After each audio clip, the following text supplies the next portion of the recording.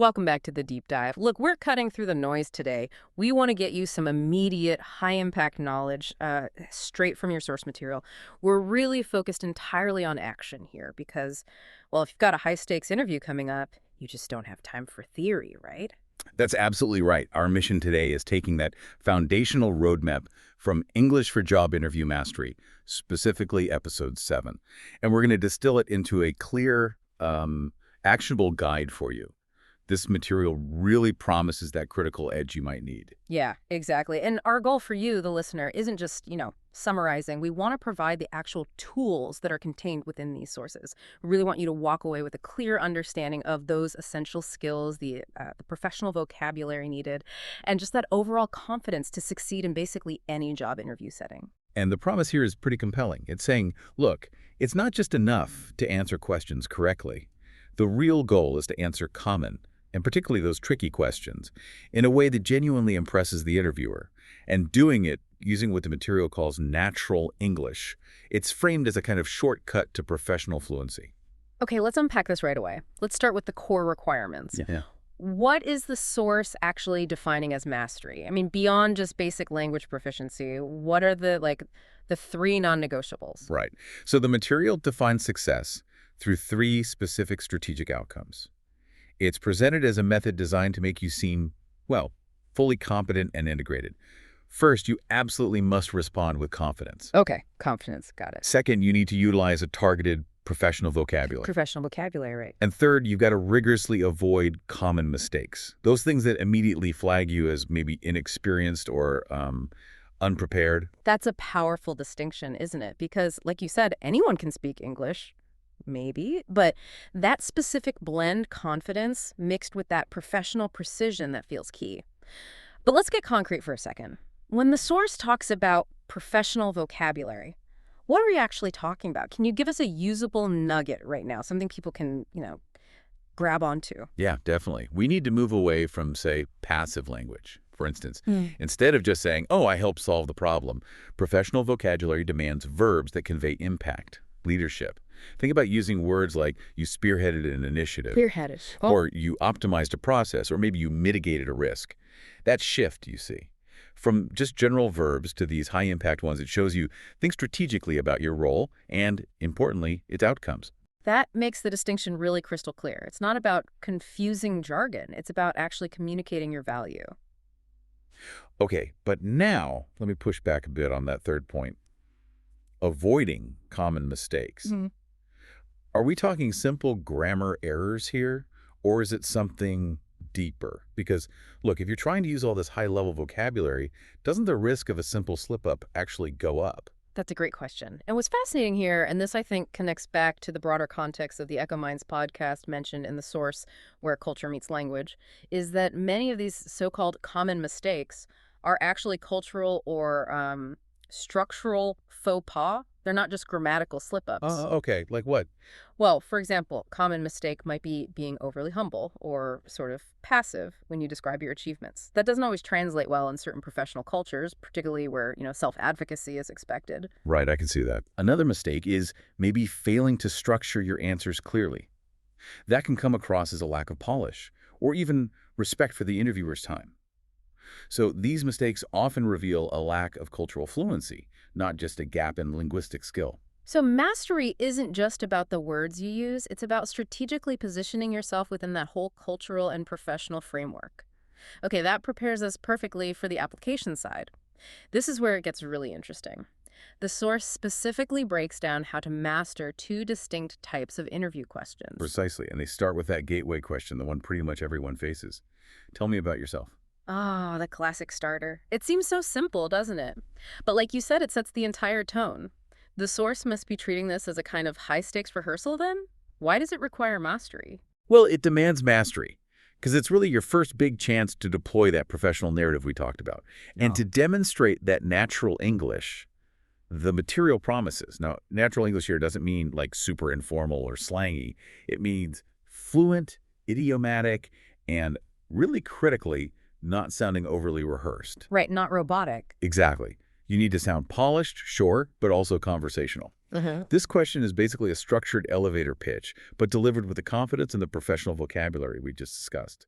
It sets up a theme, a narrative, that the interviewer can hopefully follow for the next, 45 minutes or so. Yeah, if you stumble here, you've kind of already burned through your confidence points before you even hit the really tough stuff. And the tough stuff naturally is that second category the source calls out, the tricky behavioral question. This is the complexity trap. Behavioral questions, they're specifically designed to test your past performance as a way to predict your future fit. These are those classic, tell me about a time when you failed, or describe a difficult client interaction type questions. Yeah, the ones everyone dreads a little bit. Exactly. And the sources really imply that if you try to just wing these, you are almost guaranteed to commit those common mistakes we mentioned. Yeah.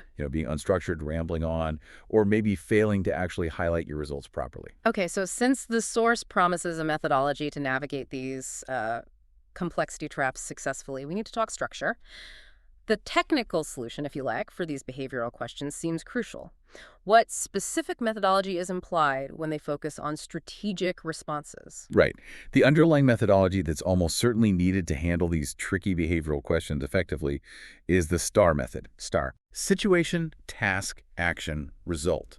It's pretty well known, but the key is applying it well. This is the structural backbone that really forces strategic communication. You're essentially taught how to, first, set the scene clearly, that's the situation and task. Then, detail your specific contributions using that high-impact professional vocabulary that's the action. And then, most importantly perhaps, quantify and emphasize the outcome, the result, what actually happened because of your action. Okay, I see how that works. The structure of STAR itself almost forces you away from just passive descriptions and directly into demonstrating competence, right? If you're forced to define the action you took, you almost have to use verbs like spearheaded or optimized. It sounds like a mechanism for actually deploying that professional vocabulary we want. Exactly right. The structure itself kind of insists on strategic word choice. It guides you there. Without a framework like STAR, people often get bogged down detailing the situation and maybe the task, just burning precious time. And they risk losing the interviewer's focus before they ever get to the really impactful results. So the mastery here is that learned ability to apply the STAR structure almost flawlessly, even under pressure. Okay, but here's a potential issue. Won't using such a, seemingly rigid structure like STAR make the answer sound a bit canned, a bit robotic? I mean, if everyone preparing for an interview is using this method, how do you maintain that promise of natural English? How do you stand out? That is the critical tension, absolutely. And that's where the mastery of confidence and that cultural fluency really comes back in. Yes, the structure ensures clarity and covers the key points, but it's the delivery that makes it natural. The delivery. Yeah, the confidence in your voice, the varied sentence structures you use within the framework, the specific, vivid vocabulary choices you make. That's what makes it sound like your experience, rather than you just reading a script. The goal isn't to just recite STAR points, it's to internalize the framework so deeply that you can fill it with genuinely idiomatic, energetic language. You're personalizing the structure, not just repeating it. This way, the interviewer hears your professional story, your impact, not just some generic template. Okay, that really is a fundamental reframing of how to prepare, isn't it? So we've identified the problems, those tricky questions, the potential for cultural mistakes, and the solutions: building confidence, using specific professional vocabulary, and applying structures like STAR effectively. The source promises the listener will master the skills you need to succeed. Exactly.